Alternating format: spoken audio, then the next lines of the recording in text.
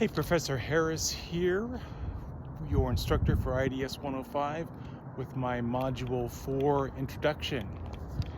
So when I was growing up in the 70s and 80s, my family consumed information about the world by primarily newspapers. So we'd get a daily one on our doorstep every day, magazines, and then television and radio.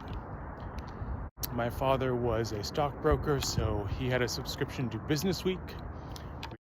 We also had a subscription to Time magazine for political and cultural news. There was one motocross enthusiast in the family. And then my sisters, older and younger, had subscriptions to Vogue and Glamour. So one of the things that I remember during that time was my sister had her subscription to Glamour, and she would share the monthly quiz with me. So there are usually a couple questions that would somehow reveal something about your personality, your interests, your preferences, those sorts of things. So she would foist that on me.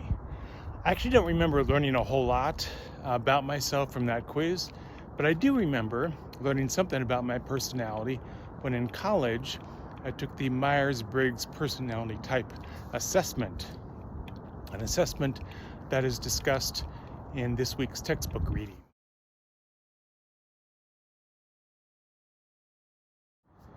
When I first took the assessment some 35 years ago, I was tested as an INTP, so introverted, intuitive, thinking, and perceiving. So I recommend that you take the assessment yourself, because I think it'll help you better understand the textbook reading about the Myers-Briggs. If you go to truity.com, you can find a pretty quick 15-minute version that gives pretty good results. My results from just a couple weeks ago were very similar to the results that I got 35 years ago, with one difference. So now I am less perceiving and more judging. So my kind of acronym was INTJ. So I attribute that difference across the decades, not because the quick 15-minute truity.com version is inferior, but that over the decades, my personality has changed a little bit. So I'm much more decisive and outcome-oriented, that is, more judging and less perceiving.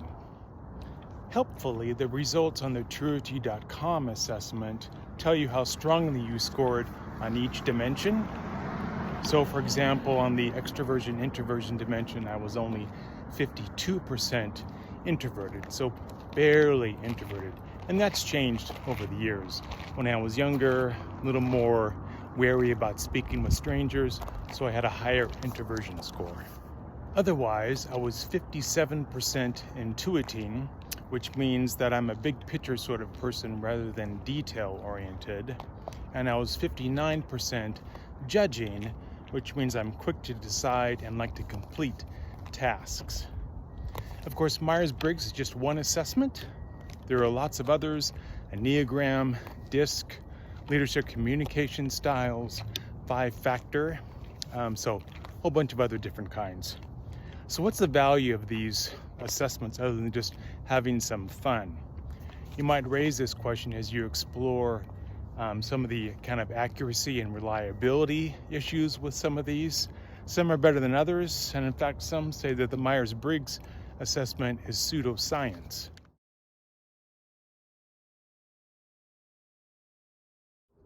So what should you take away from the chapter discussion on these personality typologies is the following.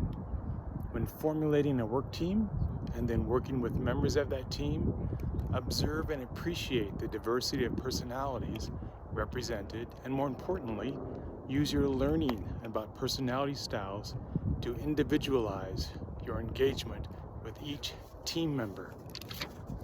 Not every person experiences the world like you, nor has your exact set of interests and motivations. Your team will be more productive the more you understand each member and tailor your interactions to each, as you get the best results from each member. As for your assignments this week, of course, you got a few more questions to answer on the project draft, your cultural awareness guidebook about communication and collaboration. And then in your discussion board, you're going to be exploring communication style, your own communication style. Have a great week. Look forward to seeing you in the discussion board.